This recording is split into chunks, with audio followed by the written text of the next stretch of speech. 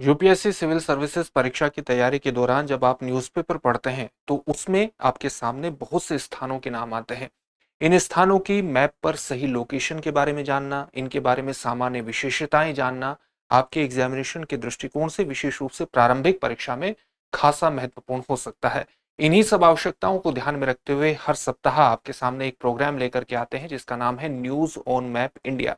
इसमें भारत से संबंधित जितने भी महत्वपूर्ण स्थान या अन्य कोई भी पर्वत श्रृंखला या कोई टाइगर रिजर्व या वन्यजीव अभयारण्य अगर चर्चा में रहता है तो उस पर हम प्रश्नों के माध्यम से आपके साथ चर्चा करते हैं ताकि इनसे संबंधित आपका जो सेक्शन है वो अच्छी तरह से तैयार हो जाए। तो चलिए आज के प्रोग्राम की शुरुआत करते हैं और आज के पहले प्रश्न को देखेंगे, लेकिन उससे पहले आपके लिए एक अभ्यास प्रश्न है। अभ्यास प्रश्न क्या है? निम्नलिखित कथनों पर विचार कीजिए। पहला कथन क्या है? चंबल नदी विंध्य पर्वत की उत्तरी ढलानों पर स्थित सिंगार चौरी चोटी से निकलती है। आपके सामने दूसरा कथन क्या है? यह एक वर्षा आधारित नदी है और इसका बेसिन विंध्य पर्वत श्रृंखलाओं और अरावली पर्वतमाला से घिरा हुआ है। ऊपर दिए गए कथनों में से कौन सा या से कथन सही है या है? आपके सामने ऑप्शन है केवल एक, केवल दो, एक और दो, दोनों, न तो एक और न ही दो। यहाँ पर जो दोनों कथन दिए गए हैं दोनों कथन बिल्कुल सही हैं। चंबल नदी जो है वो विंध्य पर्वत की उत्तरी ढलानों पर स्थित सिंगार चौरी चोटी से निकलती है। ये एक वर्षा आधारित नदी है और इसका जो बेसिन है ये विंध्य पर्वत श्रृंखलाओं के साथ साथ अरावली पर्वत से घिरा हुआ है। इसकी एक लोकेशन आप देख लेते हैं, कहां पर है चंबल नदी? आप देख सकते हैं कि विंध्य पर्वत श्रृंखला के उत्तरी ढलानों से ये निकल करके इस प्रकार से मध्य प्रदेश, राजस्थान और यूपी से होती हुई यमुना नदी में यहां पर मिल जाती है। और इससे अगर आप देखेंगे इसका जो प्रवाह मार्ग देखेंगे तो यहां से बहती हुई बनास नदी इसमें यहां मिलती है। इसके अलावा काली सिंध नदी यहां मिलती है, पार्वती नदी भी इसमें यहां पर मिलती है और इस प्रकार से कई नदियां इसकी सहायक नदियों के रूप में इसमें शामिल हो जाती है। तो इसकी सहायक नदियों के बारे में भी आपने जान लिया है। आप जानते हैं कि इधर अरावली पर्वत श्रृंखला पड़ती है, इधर विंध्य पर्वत श्रृंखला पड़ती है, तो एक प्रकार से उनके बीच में बहने वाली ये नदी है। इसीलिए यहां पर कहा गया है कि इसका जो बेसिन है, बेसिन का मतलब है इसका जो टोटल जल ग्रहण क्षेत्र है, इसका जो जल ग्रहण क्षेत्र है बेसिकली वो विंध्य पर्वत श्रृंखलाओं और अरावली पर्वत से घिरा हुआ है। तो ये बात भी बिल्कुल सही हो जाती है। चलिए इसके बारे में कुछ बेसिक तथ्य वो यहीं पर लिखे हुए हैं। 3 राज्यों से होकर के बहती है, मध्य प्रदेश, राजस्थान, उत्तर प्रदेश, और यमुना नदी में मिल जाती है। कहां पर? इटावा जिले में, उत्तर प्रदेश में पड़ता है इटावा जिला, वहां पर ये यमुना नदी में मिल जाती है। सहायक नदियां कौन कौन सी हैं वो भी हमने देखी। बनास नदी, काली सिंध नदी, पार्वती और आदि नदियां इसकी सहायक नदियां हैं। 3 महत्वपूर्ण जल विद्युत परियोजनाएं आप इस पर देखेंगे। 3 महत्वपूर्ण विद्युत परियोजनाएं या बांध जो है वो इस पे देखेंगे कौन कौन से हैं। जैसे गांधी सागर बांध चंबल नदी पर है, राणा प्रताप सागर बांध, जवाहर सागर बांध और कोटा बैराज बांध। तो यहां पर 3 महत्वपूर्ण बांध इसके अंतर्गत आप देख सकते हैं जो अलग अलग तरीके से क्षेत्र की जल आवश्यकताओं की पूर्ति करते हैं।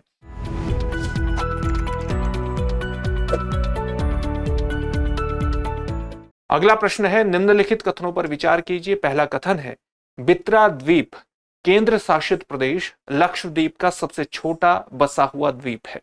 दूसरा आपके सामने ऑप्शन क्या है? दूसरा कथन क्या है? यह द्वीप 11 डिग्री 36 मिनट उत्तरी अक्षांश और 72 डिग्री 11 मिनट पूर्वी देशांतर पर स्थित है। उपर्युक्त कथनों में से कौन सा ऐसे सही है या है? आपके सामने ऑप्शन है केवल एक, केवल दो, एक और दो, दोनों, न तो एक और न ही दो। जब हम उत्तरी अक्षांश और पूर्वी देशांतर की बात करते हैं तो आप जानते हैं कि पृथ्वी जो है वो अक्षांशीय और देशांतर रेखाओं में बटा होता है। 0 डिग्री अक्षांश को आप विषुवत रेखा के नाम से जानते हैं और इसके ऊपर अगर आप किसी भी उत्तरी या दक्षिणी क्षेत्र में किसी भी लोकेशन को जानना चाहेंगे तो आप इसके उत्तरी और दक्षिणी हिस्सों में उस स्थिति को अक्षांशीय रूप में अभिव्यक्त करेंगे। साथ ही जब आप इस तरह से लॉन्गिट्यूडिनल या देशांतरीय रेखाओं को भी देखेंगे और जो ग्रीनविच मीन टाइम है जो कि लंदन से गुजरती है उसके इधर पड़ने वाले क्षेत्रों को, इस लाइन पर पड़ने वाले इन रेखाओं को हम पूर्वी देशांतरीय रेखा के नाम से जानते हैं और इनको हम पश्चिमी देशांतरीय रेखा के नाम से जानते हैं। तो ये जो द्वीप है बित्रा द्वीप, इसको बताया गया है कि 11 डिग्री 36 मिनट उत्तरी अक्षांश, यानी एक प्रकार से 0 डिग्री से ऊपर 11 डिग्री 36 मिनट के उत्तरी अक्षांश पर और पूर्वी देशांतर 72 डिग्री 11 मिनट के पूर्वी देशांतर पर, यानी ये ग्रीनविच मीन टाइम है, पूर्वी देशांतर पर ये 72 डिग्री, ये जो रेखा जहां पर भी पड़ेगी वहां पर इसकी लोकेशन आपको देखने को मिलेगी बित्रा द्वीप की। इसका ये मतलब हुआ है। केंद्र शासित प्रदेश लक्षद्वीप का सबसे छोटा बसा हुआ द्वीप है। यहां पर जो दोनों तथ्य हैं ये दोनों तथ्य सही दिए गए हैं, यानी ऑप्शन 1 और 2, यानी ऑप्शन सी इसमें सही हो जाएगा। अगर बित्रा द्वीप की अवस्थिति देखें तो ये यहां पर पड़ेगा, इसकी अवस्थिति आप यहां देख सकते हैं।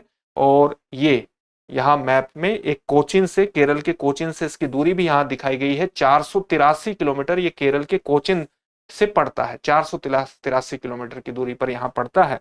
तो बित्रा द्वीप की अवस्थिति भी आपने देख ली। चलिए इसके बारे में थोड़ी सी सामान्य जानकारी भी हासिल कर लेते हैं। जो 2 तथ्य वहां पर दिए गए थे, पहला और दूसरा कथन बिल्कुल सही था। हाल ही में सरकार ने लक्षद्वीप के बित्रा द्वीप पर रक्षा बेस, डिफेंस बेस के निर्माण के लिए अधिग्रहण की प्रक्रिया, एक्विजिशन की प्रक्रिया को शुरू किया है। इसी कारण से पूरा टॉपिक चर्चा में आया है।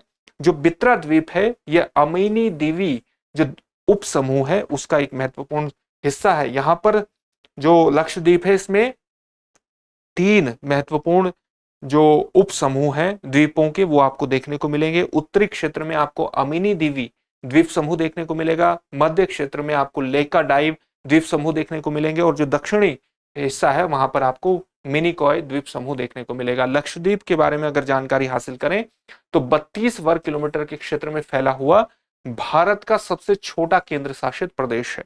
लक्षद्वीप क्या है? एक द्वीप समूह है जिसमें कुल 36 द्वीप शामिल है। ये कुछ महत्वपूर्ण तथ्य हैं, इनको याद कर लीजिएगा, आपके लिए फायदेमंद होंगे, इससे संबंधित प्रश्न पूछे जा सकते हैं। केंद्र शासित प्रदेश है, केवल एक जिला इसमें है। 12 प्रवाल मूलक एटोल, एटोल का मतलब क्या होता है? एटोल का मतलब ऐसा होता है, अभी आपको प्रवाल भित्तियों के बारे में आपने सुना होगा। प्रवाल क्या होते हैं? समुद्री जीव। किस प्रकार के जीव होते हैं? समुद्री जीव, छोटे छोटे समुद्री जीव होते हैं और इनसे किसका श्रावण होता है? कैल्शियम कार्बोनेट का श्रावण होता है और उस प्रकार से एक कठोर संरचना का निर्माण करते हैं। इन छोटे छोटे समुद्री जीवों को हम क्या कहते हैं? पॉलिप्स के नाम से संबोधित करते हैं, पॉलिप्स। और ये मिलकर के अपने आप में एक बहुत बड़ा संरचना का निर्माण करते हैं जिसको हम क्या कहते हैं? प्रवाल भित्ति के नाम से संबोधित करते हैं। अगर किसी द्वीप का निर्माण प्रवाल भित्तियों के माध्यम से हुआ है, जैसे लक्षद्वीप क्या है, अपने आप में प्रवाल द्वीप समूह माना जाता है, तो उसको हम उसी रूप में संबोधित भी करते हैं। अटोल क्या होता है? अटोल एक ऐसी संरचना होती है, मान ला ये प्रवाल क्षेत्र है इस प्रकार से और इसके बीच में एक झील नुमा संरचना यहां पर आपको दिखाई देगी। तो इस प्रकार की अगर जो भी संरचना होगी प्रवाल भित्तियों से बनी हुई, उसको हम अटोल के रूप में परिभाषित कर सकते हैं। 3 जो रीफ है वो एक व्यापक चीज है। जैसे आपने ग्रेट बैरियर रीफ के बारे में सुना होगा, जो ऑस्ट्रेलिया के उत्तर पूर्वी क्षेत्र में विश्व की सबसे बड़ी रीफ है, विश्व की सबसे बड़ी वो प्रवाल संरचना के रूप में उसको व्याख्यायित किया जाता है। तो उसको हम उस तरह की संरचना को रीफ के रूप में परिभाषित करते हैं। ये एक व्यापक शब्द है जिसके अंतर्गत सभी प्रवाल संरचनाएं समाहित हो जाती हैं। 5 जलमग्न तट, ऐसे तट जो उथले, एक प्रकार से ऐसे तट आपको देखने को मिलेंगे जहां पर जल भरा हुआ है, जलमग्न तट है। और 10 ऐसे द्वीप शामिल हैं जहां लोग निवास करते हैं। तो इसके माध्यम से लक्षद्वीप का निर्माण हुआ है और 3 मुख्य समूह द्वीपों के आपको यहां देखने को मिलेंगे, अमीनी दीवी, लेका डाइव और मिनिकॉय। अगला प्रश्न है, निम्नलिखित कथनों पर विचार कीजिए। पहला कथन क्या है? हट्टी एक घनिष्ठ जनजातीय समुदाय है जो हिमाचल प्रदेश और उत्तराखंड की सीमा के आसपास निवास करता है। जब हम घनिष्ठ जनजातीय समुदाय की बात करते हैं तो इसका मतलब क्या है? इसका मतलब है कि ये समुदाय अपनी पहचान के स्तर पर सांस्कृतिक रूप से, ऐतिहासिक रूप से और अन्य कई मान्यताओं के स्तर पर आपस में बहुत ज्यादा पारंपरिक रूप से जुड़ा हुआ है। ऐसे समुदाय को हम घनिष्ठ जनजातीय समुदाय के रूप में परिभाषित करते हैं। हिमाचल प्रदेश और उत्तराखंड की सीमा के आसपास निवास करता है। और दूसरा कथन है, इन्हें अगस्त 2024 में अनुसूचित जनजाति का दर्जा दिया गया था। उपयुक्त में से कौन सा या सही है या है? आपके सामने ऑप्शन है केवल 1, केवल 2, 1 और 2 दोनों, न तो 1 और न ही 2। यहां पर दूसरा कथन गलत दिया गया है, ये सन यहां गलत दिया गया है। ये कथन सही है, यानी ऑप्शन ए इसमें सही हो जाएगा। चलिए थोड़ा सा जान लेते हैं। एक घनिष्ठ जनजातीय समुदाय है हट्टी, कई जगहों पर इसे हाटी भी कहा जाता है, तो इससे भी कंफ्यूज होने की आवश्यकता नहीं है। हट्टी हाटी दोनों शब्दों का प्रयोग होता है। हिमाचल प्रदेश और उत्तराखंड की सीमा के आसपास ही निवास करते हैं, पहला कथन सही है। अगस्त 2024 में अनुसूचित जनजाति का दर्जा नहीं मिला है, अगस्त 2023 में अनुसूचित जनजाति का दर्जा मिला है, इस प्रकार से कथन 2 गलत हुआ है। हाल ही में हिमाचल प्रदेश में हट्टी या हाटी जनजाति के 2 भाइयों ने एक महिला से बहुपति विवाह किया, जो कि कुछ हिमालयी जनजातीय समुदायों में आज भी देखी जाने वाली कैसी जाति है, कैसी प्रथा है, एक पारंपरिक, एक ट्रेडिशनल प्रैक्टिस है। तो इसके कारण ये पूरा टॉपिक चर्चा में आया है। स्थानीय रूप से इस प्रथा को किस रूप में जाना जाता है? जहां पर बहुपति प्रथा है, स्थानीय रूप से इसे जोड़ीदारा या जजदा के नाम से जाना जाता है, और जहां भाई एक ही महिला से विवाह करते हैं। तो आप देख सकते हैं कि एक प्रथा है और इसके कारण ये पूरा टॉपिक चर्चा में आया है। हिमाचल प्रदेश की अगर कुछ प्रमुख जनजातियों की बात करें तो उसमें जनजाति कौन कौन सी महत्वपूर्ण जनजातियां आती हैं, जैसे किन्नौर, गुज्जर, लाहौली, गद्दी, स्वांगला, पंगवाल, खंपा, ये महत्वपूर्ण जनजातियां हैं हिमाचल प्रदेश की। उत्तराखंड की जनजातियों की बात करें महत्वपूर्ण की, तो वो जौनसारी, थारू, राजी, बुक्सा, भूटिया, या इसको कई बार भोटिया भी लिखा जाता है, तो इससे भी कंफ्यूजन होने की आपको आवश्यकता नहीं है। भूटिया भोटिया दोनों शब्दों का प्रयोग होता है। मैप के माध्यम से भी आप देख सकते हैं, तो जहां पर ये हाटी समुदाय की बात हुई है, वो समुदाय लगभग आपको यहां उसकी अवस्थिति देखने को मिलेगी, और ये अलग अलग जनजातियों की अवस्थिति यहां बताई गई है, जिनका नाम हमने लिया है कि हिमाचल प्रदेश में कौन सी महत्वपूर्ण जनजातियां हैं, और इसके अलावा हरियाणा में, ये माफ कीजिएगा, ये हिमाचल प्रदेश कर लीजिएगा, एचपी और उत्तराखंड की जनजातियों के बारे में बात हुई है, हरियाणा के में नहीं, ये गलत टाइप हुआ है। तो यहाँ ये जो जनजातियों के नाम दिए गए हैं, ये उत्तराखंड की जनजातियों के नाम दिए गए हैं। अगला प्रश्न देखते हैं। अगला प्रश्न क्या है? निम्नलिखित कथनों पर विचार कीजिए। पहला कथन आपके सामने दिया गया है, पश्चिमी घाट के पर्वत ब्लॉक पर्वत हैं जो भूमि के एक भाग के अरब सागर में नीचे की ओर झुकने, या आप इसको एक प्रकार से मुड़ने के रूप में भी परिभाषित कर सकते हैं, नीचे की ओर झुकने या मुड़ने के कारण बने हैं। दूसरा कथन है, पश्चिमी घाट में हॉर्नबिल की 4 प्रजातियां पाई जाती हैं। तीसरा कथन है, पश्चिमी घाट को सह्याद्री पहाड़ियों के नाम से भी जाना जाता है। उपयुक्त में से कौन सा सही है या है? आपके सामने ऑप्शन है केवल 1 और 2, केवल 1 और 3, केवल 2 और 3, 1, 2 और 3। यहां पर जो तीनों कथन दिए गए हैं ये बिल्कुल सही है। चलिए इनकी व्याख्या के माध्यम से इनके उत्तर को खोजने का प्रयास करते हैं। अगर हम ब्लॉक पर्वत को देखें तो ब्लॉक पर्वत इस प्रकार से संरचना निर्मित होती है ब्लॉक पर्वत की। आप इसे कह सकते हैं कि फोल्टिंग के माध्यम से, एक भ्रंशन के माध्यम से, जब भूमि का कोई हिस्सा या 2 हिस्से नीचे की ओर धंस जाए और बीच वाला हिस्सा ऊपर उठा रह जाए, ऊपर की तरफ उठा रह जाए, तो इस प्रकार की संरचना का निर्माण होता है। या भूमि का जो बीच वाला हिस्सा है, भ्रंशों के बीच वाला हिस्सा, वो नीचे चला जाए, तो उससे घाटी और उसके बराबर में ब्लॉक पर्वत देखने को मिल सकते हैं।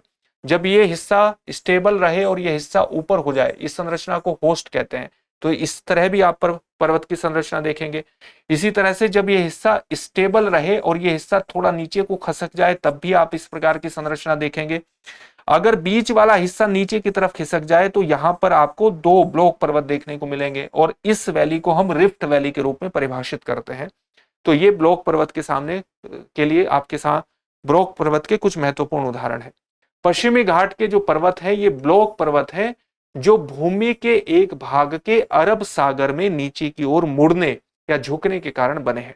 पश्चिमी घाट में हॉर्नबिल की 4 प्रजातियां पाई जाती हैं और पश्चिमी घाट को सह्याद्री पहाड़ियों के नाम से भी जाना जाता है। इस प्रकार से तीनों कथन सही दिए गए हैं। पश्चिमी घाट जो है वो उत्तर में आप देखेंगे कहां से, गुजरात से शुरू हो जाते हैं। पश्चिमी घाट की अवस्थिति यहां से आप देखेंगे दक्षिणी गुजरात से शुरू हो जाते हैं। ये उत्तरी हिस्सा इनका दक्षिणी गुजरात से शुरू होकर के इस प्रकार से महाराष्ट्र, गोवा, कर्नाटका, तमिलनाडु और केरल में इस प्रकार से फैले हुए हैं। ये पश्चिमी घाट की अवस्थिति आपने यहां पर देख ली है, वही यहां पर एक भाषा के रूप में बताया गया है। पश्चिमी घाट में 4 प्रजातियां पाई जाती हैं हॉर्नबिल की। कौन कौन सी है? ग्रेट हॉर्नबिल है, मालाबार ग्रे हॉर्नबिल है, मालाबार पाइड हॉर्नबिल है और इंडियन ग्रे हॉर्नबिल है। और एक महत्वपूर्ण परियोजना हाल ही में तमिलनाडु सरकार ने शुरू की है। अन्नामलाई टाइगर रिजर्व में हॉर्नबिल संरक्षण के लिए उसने एक भारत का पहला उत्कृष्टता केंद्र स्थापित करने की घोषणा की है। किसने की है? तमिलनाडु सरकार ने। कहां पर की है? अन्नामलाई टाइगर रिजर्व में घोषित करने की एक प्रकार से एक घोषणा कर दी है। तो इससे संबंधित कुछ महत्वपूर्ण बातें थी। अगला प्रश्न है, निम्नलिखित कथनों पर विचार कीजिए। पहला कथन है, बन्नी एशिया की सबसे बड़ी घास भूमि है जो गुजरात में ग्रेट रन ऑफ कच्छ के समीप स्थित है। दूसरा आपके सामने कथन क्या है? यह घास भूमि टेक्टोनिक गतिविधियों के कारण समुद्र से उभरी है। उपर्युक्त कथनों में से कौन सा या से सही नहीं है या है? आपको यह बताना कौन से सही नहीं है। आपके सामने ऑप्शन है केवल एक, केवल दो, एक और दो, दोनों, न तो एक और नहीं दो। यहां पर दोनों ही कथन सही दिए गए हैं और इस प्रकार से अगर दोनों कथन सही दिए गए हैं और आपसे पूछा गया है कि कौन सा सही नहीं है, तो इसमें ऑप्शन डी सही हो जाएगा, न तो एक और न ही दो, क्योंकि दोनों सही है। आपसे ये पूछा गया है कि कौन से सही नहीं है। बन्नी जो है वो एशिया की सबसे बड़ी घास भूमि है जो गुजरात में ग्रेट रण ऑफ कच्छ के समीप स्थित है। मैप के माध्यम से अगर हम इसको देखना चाहें तो आप देख सकते हैं कि ये ग्रेट रन है, ये लिटिल रन है और यहां पर इसकी अवस्थिति, आप बन्नी ग्रासलैंड की अवस्थिति देखेंगे तो इस लोकेशन के माध्यम से आपको सारी चीजें समझ में आ जाएंगी। ये जो घास भूमि है ये टेक्टोनिक गतिविधियों, भूगर्भीय गतिविधियों के कारण समुद्र से उभरी है। ये कथन भी बिल्कुल सही है और भूगर्भीय हलचलों के कारण ही इसका निर्माण हुआ है, समुद्र से उभरी है। हालिया खबरों के अनुसार गुजरात का जो बन्नी घास का मैदान है, ये प्रोजेक्ट चीता के तहत यहां पर चीतों को लाए जाने की योजना है। प्रोजेक्ट चीता के तहत एक नामित स्थल है और अब चीता पुनः स्थापना के लिए भी तैयार इसको माना जा रहा है। यहाँ 600 हेक्टेयर का सुरक्षित बाड़ा, घास भक्षी प्रजातियों की बढ़ती आबादी और आवश्यक आधारभूत संरचना उपलब्ध है। आप जानते हैं कि जो घास भक्षी प्रजातियां हैं, जो घास खाती हैं प्रजातियां, चाहे वो हिरण हो, चित्तीदार हिरण हो, सांबर हो या अन्य घास खाने वाली जो प्रजातियां हैं, वो बेहद जरूरी हो जाती है किसी पारिस्थितिकी तंत्र के लिए जहां पर बड़ी बिल्ली प्रजाति हो, क्योंकि बड़ी बिल्ली प्रजातियां इन घास प्रजातियों का क्या करती हैं? शिकार करती हैं, प्रे के रूप में इस्तेमाल करती हैं। और इसलिए पूरे क्षेत्र के पारिस्थितिकी संतुलन के लिए घास भक्षी प्रजातियों के साथ साथ वहां पर बड़ी बिल्ली प्रजातियों की अगर उपस्थिति होगी तो उस क्षेत्र के पारिस्थितिकी तंत्र को दीर्घ काल तक बनाए रखने में एक सफलता भी हासिल होगी और उस क्षेत्र की जैव विविधता भी लंबे समय तक बनाए रखी जा सकेगी। क्योंकि जो ये बड़ी बिल्ली प्रजातियां हैं ये अक्सर की स्टोन प्रजाति के रूप में काम करती हैं और की स्टोन प्रजाति वो होती है जो किसी भी क्षेत्र के संपूर्ण पारिस्थितिकी तंत्र को बनाए रखने में केंद्रीय भूमिका का निर्वहन करती है। अगर हम बन्नी घास भूमि की बात करें तो इसका जो परिदृश्य है ये अफ्रीका की प्राकृतिक घास भूमि सवाना किस प्रकार का ग्रासलैंड होता है जहां पर आपको इक्का दुक्का ही वृक्ष दिखाई देते हैं, एक लंबा क्षेत्र आपको घास मैदान का दिखाई देगा और झाड़ीदार भूमि से अत्यंत मेल खाता है। बन्नी घास भूमि का जो पूरा लैंडस्केप है ये अफ्रीका की प्राकृतिक घास भूमि, वहां के सवाना प्रदेश और झाड़ीदार भूमि से मेल खाता हुआ दिखाई देता है और इसलिए चीतों के लिए आदर्श आवास भी निर्मित करता है, जिस प्रकार से उन्हें आवास अफ्रीका के क्षेत्र में प्राप्त होता है। यहाँ की जो वनस्पति है बन्नी घास की, ये विरल है, स्पार्स है और मुख्यतः वर्षा पर ही निर्भर है। बन्नी में एक प्रकार से वेट वातावरण यानी आर्द्र भूमि, माफ कीजिएगा वातावरण नहीं, आर्द्र भूमि, वेटलैंड और घास के मैदानों का एक अनूठा मिश्रण देखने को मिलेगा जो एक साथ मौजूद है और चीतों के आवास के लिए एक अनुकूल स्थिति का निर्माण करता है। अगला प्रश्न है, निम्नलिखित कथनों पर विचार कीजिए। पहला कथन है महादेई नदी भीमगढ़ वन्य जीव अभ्यारण्य से निकलती है। दूसरा कथन है यह मूलतः एक वर्षा आधारित नदी है जिसे गोवा में मंडोवी भी कहा जाता है। तीसरा कथन है इसकी सहायक नदियां कलासा, बंदूरी, मापूसा, रागदा, नानूज और वालवोटी है। उपर्युक्त कथनों में से कितने कथन सही है या है? तो आपके सामने पहला कथन दिया गया है कि महादेई नदी भीमगढ़ वन्य जीव अभ्यारण्य से निकलती है। मूलतः एक वर्षा आधारित नदी है जिसे गोवा में मंडोवी कहा जाता है। इसकी सहायक नदियां कलासा, बंदूरी, मापूसा, रागदा, नानूज और वालवेटी है। ये सारे कथन बिल्कुल सही है, ऑप्शन सी इसमें सही होगा। भीमगढ़ वन्य जीव अभ्यारण्य से निकलती है, वर्षा आधारित है, गोवा में मंडोवी कहा जाता है। सहायक नदियां कलासा, बंदूरी, मापूसा, रागदा, नानूज, वालवोटी, इसके अलावा नेरूल सेंट इनियस क्रीक, दूध सागर, कोटराची नाडी और रियो डी ऑरेम है। इस प्रकार से आपने और देखा कि और भी सहायक नदियां हैं। इस प्रकार से कथन तीनों सही हो जाते हैं। अरब सागर में मिलने से पहले ये नदी कर्नाटक में 35 किलोमीटर और गोवा में कितने किलोमीटर का रास्ता तय करती है? 82 किलोमीटर का रास्ता तय करती है। कर्नाटक में 35 किलोमीटर और गोवा में 82 किलोमीटर का रास्ता तय करती है। ये महादेवी रवि रिवर की स्थिति आप यहां पर देख सकते हैं। अरब सागर में मिलने से पहले ये पहले दूसरी नदी में मिल जाती है। हाल ही में गोवा राज्य सरकार कर्नाटक की कलसा बंडूरी योजना के खिलाफ महादेवी नदी जल विवाद पर सुप्रीम कोर्ट में याचिका दायर करने पर विचार कर रही है। टॉपिक चर्चा में क्यों आया है? चर्चा में आने का कारण यह है कि जो गोवा सरकार है वो कर्नाटक की एक महत्वपूर्ण परियोजना पर उभरे विवाद के कारण सुप्रीम कोर्ट में याचिका दायर करने पर विचार कर रही है। और वो परियोजना कौन सी है? कर्नाटक की कलसा बंडूरी योजना। इससे महादेवी नदी जल विवाद उभरा है। ये कि विवाद क्या है?